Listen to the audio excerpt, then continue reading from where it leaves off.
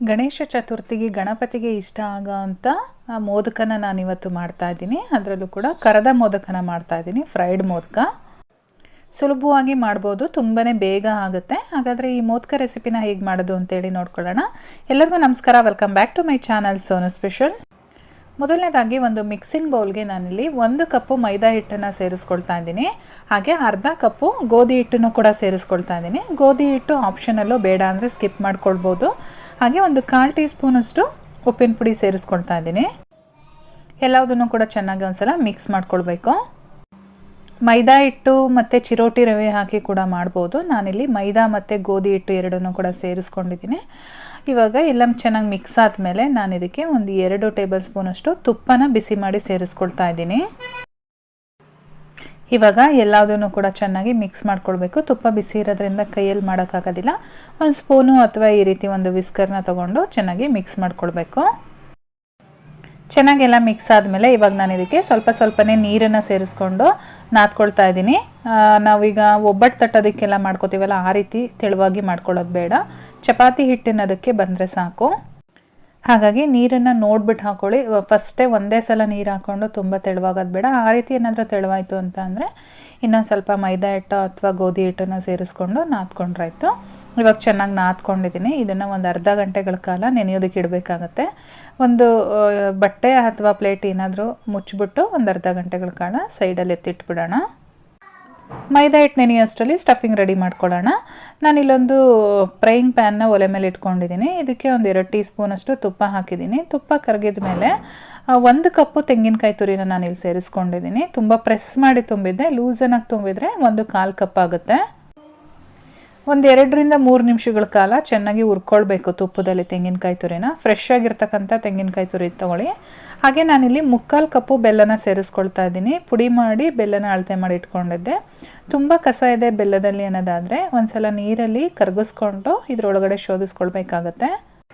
ಬೆಲ್ಲ ಚೆನ್ನಾಗಿದೆ, ಬೆಲ್ಲದಲ್ಲಿ ಯಾವುದೇ ರೀತಿ ಕಸ ಇಲ್ಲ ಅಂತ ಅಂದರೆ ಇದೇ ರೀತಿಯಾಗಿ ಡೈರೆಕ್ಟಾಗಿ ಪುಡಿ ಮಾಡಿಕೊಂಡು ಸೇರಿಸ್ಕೊಳ್ಬೋದು. ಬೆಲ್ಲ ನೋಡಿ ಇವಾಗ ಸ್ವಲ್ಪ ಕರಗ್ತಾ ಇದೆ, ನೀರು ಥರ ಕಾಣಿಸ್ತಾ ಇದೆಯಲ್ಲ, ಅದು ಬೆಲ್ಲ ಕರಗ್ತಾ ಇರೋದು. ಹಾಗೆ ಫ್ರೈ ಮಾಡ್ತಾ ನೀರೆಲ್ಲ ಹಿಂಗೋಗುತ್ತೆ. ಅಲ್ಲಿವರೆಗೂ ನಾವು ಚೆನ್ನಾಗಿ ತೆಂಗಿನಕಾಯಿ ತುರಿನ ಬೆಲ್ಲದಲ್ಲೇ ಬೇಯಿಸ್ಕೊಳ್ಬೇಕಾಗತ್ತೆ. ಇವಾಗ ನಾನು ಒಂದು 1/4 ಟೀ ಸ್ಪೂನಷ್ಟು ಏಲಕ್ಕಿ ಪೌಡರು, ಜೊತೆಗೆ ನಾನಿಲ್ಲಿ ಬಾದಾಮಿ ಮತ್ತು ಗೋಡಂಬಿನ ಚಿಕ್ಕದಾಗಿ ಕಟ್ ಮಾಡಿಕೊಂಡು ಸೇರಿಸ್ಕೊಂಡಿದ್ದೀನಿ. ತಿನ್ನಬೇಕಾದ್ರೆ ಮಧ್ಯದಲ್ಲಿ ಸಿಗ್ತಾ ಇದ್ದರೆ ತುಂಬಾ ಚೆನ್ನಾಗಿರುತ್ತೆ ಟೇಸ್ಟು. ಹಾಗಾಗಿ ಡ್ರೈ ಫ್ರೂಟ್ಸ್ನ ನಾನಿಲ್ಲೇ ಆ್ಯಡ್ ಮಾಡಿದ್ದೀನಿ. ಇದು ಹಾಕಿದ ಮೇಲೆ ಮತ್ತೆ ನಾವು ಒಂದು 2-3 ನಿಮಿಷಗಳ ಕಾಲ ಚೆನ್ನಾಗಿ ಫ್ರೈ ಮಾಡ್ಕೊಳ್ಬೇಕು.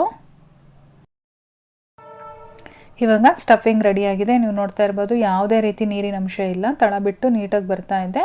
ಇವಾಗ ಇದು ತಣ್ಣಗಾಗಲಿಕ್ಕೆ ಎತ್ತಿಟ್ಕೊಂಡಿರೋಣ. ಈ ಕಡೆ ಮೈದಾ ಹಿಟ್ಟನ್ನು ನೆನೆಸಿದ್ವಲ್ಲ, ಅದು ಕೂಡ ಚೆನ್ನಾಗಿ ನೆಂದಿದೆ. ಒಂದು ಅರ್ಧ ಗಂಟೆ ಆಗಿದೆ.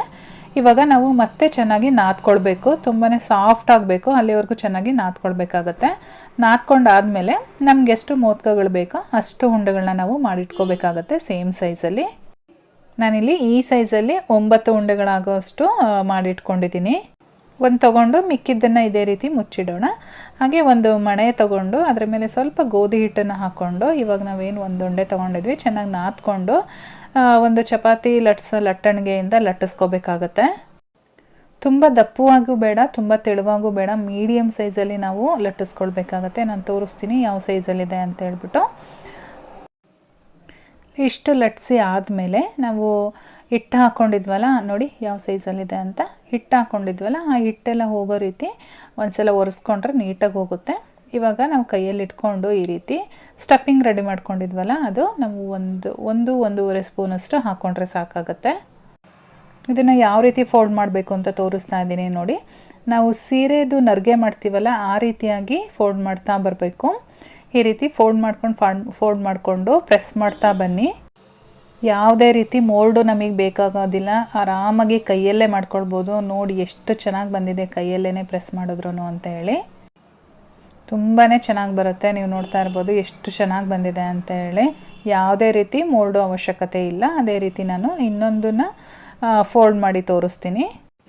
ಏನಾದರೂ ಎಡ್ಜಸ್ಸು ನಿಮಗೆ ಅಂಟ್ತಾ ಇಲ್ಲ ಅಂತ ಅಂದರೆ ಈ ರೀತಿಯಾಗಿ ಎಡ್ಜ್ಗೆ ಸ್ವಲ್ಪ ನೀರನ್ನು ಅಪ್ಲೈ ಮಾಡ್ಕೊಳ್ಳಿ.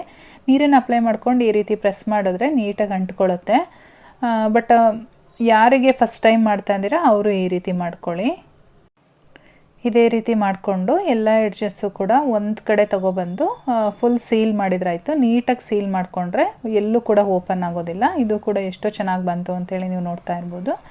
ಇದೇ ರೀತಿಯಾಗಿ ಮಿಕ್ಕಿರ್ತಕ್ಕಂಥ ಎಲ್ಲದನ್ನು ಕೂಡ ನಾನು ಮಾಡಿಟ್ಕೊಂಡಿದ್ದೀನಿ. ಇವಾಗ ಡೈರೆಕ್ಟಾಗಿ ನಾವು ಕಾಯ್ದಿರ್ತಕ್ಕಂಥ ಎಣ್ಣೆಗೆ ಹಾಕ್ಕೊಳ್ಬೇಕು. ನಾನಿಲ್ಲಿ ಎಣ್ಣೆನ ತುಂಬ ಜಾಸ್ತಿ ಕಾಯಿಸ್ಕೊಂಡಿದ್ದೆ. ಹಾಗಾಗಿ ನಾನೇನು ಮಾಡಿದೆ ಅಂತ ಅಂದರೆ ಎಣ್ಣೆಗೆ ಹಾಕಿದ ಮೇಲೆ ಸ್ಟವ್ ಆಫ್ ಮಾಡಿಕೊಂಡು ಬೇಯಿಸ್ಕೊಂಡೆ. ಅದೇ ಎಣ್ಣೆ ಅದು ಅಷ್ಟು ಹೀಟಲ್ಲೇ ಸಾಕಾಗತ್ತೆ. ತುಂಬ ಹೈ ಫ್ಲೇಮ್ ಮಾಡ್ಕೊಂಡು ನಾವು ಬೇಯಿಸ್ಕೊಂಡ್ರೆ ಒಳಗಡೆ ಬೇಯೋದೇ ಇಲ್ಲ, ಹೊರಗಡೆ ಮಾತ್ರ ಕ್ರಿಸ್ಪ್ ಆಗಿರುತ್ತೆ. ಹಾಗಾಗಿ ಎಣ್ಣೆನ ತುಂಬ ಕಾಯಿಸ್ಕೊಳ್ಳೋಕೆ ಹೋಗ್ಬಿಡಿ. ಒಂದು ಮೀಡಿಯಮ್ಮಾಗಿ ಕಾಯ್ದಿರಬೇಕಾದ್ರೇ ಮೋದಕನ ಒಳಗಡೆ ಹಾಕ್ಕೊಂಡು ಮೀಡಿಯಮ್ ಫ್ಲೇಮಲ್ಲಿ ಇಟ್ಕೊಂಡೆ ಬೇಯಿಸ್ಕೊಳ್ಬೇಕಾಗತ್ತೆ. ಕ್ರಿಸ್ಪ್ ಆಗೋವರೆಗೂ ಬೇಯಿಸ್ಕೊಂಡ್ರೆ ಸಾಕು. ಉಲ್ಟಾ ತಿರುಗಿಸ್ಕೊಂಡು ಎಲ್ಲ ಸೈಡು ಸಹ ಒಂದೇ ಸಮನಾಗಿ ಬರೋ ಹಾಗೆ ನಾನು ಇಲ್ಲಿ ತೋರಿಸ್ತಾ ಇದ್ದೀನಲ್ಲ, ಈ ರೀತಿಯಾಗಿ ಫ್ರೈ ಮಾಡ್ಕೊಳ್ಬೇಕು. ಇವಾಗ ಫಸ್ಟ್ ಬ್ಯಾಚ್ ರೆಡಿಯಾಗಿದೆ. ಇದೇ ರೀತಿಯಾಗಿ ನಾನು ಇನ್ನೊಂದು ಬ್ಯಾಚ್ ಕೂಡ ತೋರಿಸ್ತೀನಿ. ನಾನು ಇಷ್ಟು ಕ್ವಾಂಟಿಟಿನಲ್ಲಿ 9 ಮೋದಕಗಳನ್ನ ಮಾಡಿದ್ದೀನಿ. ಸ್ವಲ್ಪ ದಪ್ಪದಾಗೇ ಮಾಡಿದ್ದೀನಿ, ಹಾಗಾಗಿ ನನಗೆ 9 ಮೋದಕಗಳಾಗಿದೆ. ನೀವು ಚಿಕ್ಕದಾಗಿ 21 ಮೋದಕಗಳನ್ನ ಕೂಡ ಮಾಡ್ಕೊಳ್ಬೋದು. ಸೊ ಇವತ್ತಿನ ಮೋದಕ ರೆಸಿಪಿ ನಿಮಗೆಲ್ಲ ಇಷ್ಟ ಆಗಿದೆ ಅಂತ ತಿಳ್ಕೊತೀನಿ. ಇಷ್ಟ ಆಗಿದರೆ ಒಂದು ಲೈಕ್ ಮಾಡಿ, ನಿಮ್ಮ ಫ್ಯಾಮಿಲಿ ಫ್ರೆಂಡ್ಸ್ ಜೊತೆ ಶೇರ್ ಮಾಡ್ಕೊಳ್ಳಿ. ಹಾಗೆ ಚಾನಲ್ಗೆ ಇನ್ನೂ ಸಬ್ಸ್ಕ್ರೈಬ್ ಮಾಡ್ಕೊಂಡಿಲ್ಲ ಅಂದರೆ ಸಬ್ಸ್ಕ್ರೈಬ್ ಮಾಡ್ಕೊಳ್ಳಿ. ಜೊತೆಗೆ ಫೇಸ್ಬುಕ್ ಪೇಜನ್ನು ಕೂಡ ಫಾಲೋ ಮಾಡಿ. ನಾನು ಮತ್ತೆ ಸಿಗ್ತೀನಿ ಮುಂದಿನ ವಿಡಿಯೋದಲ್ಲಿ. Thank you.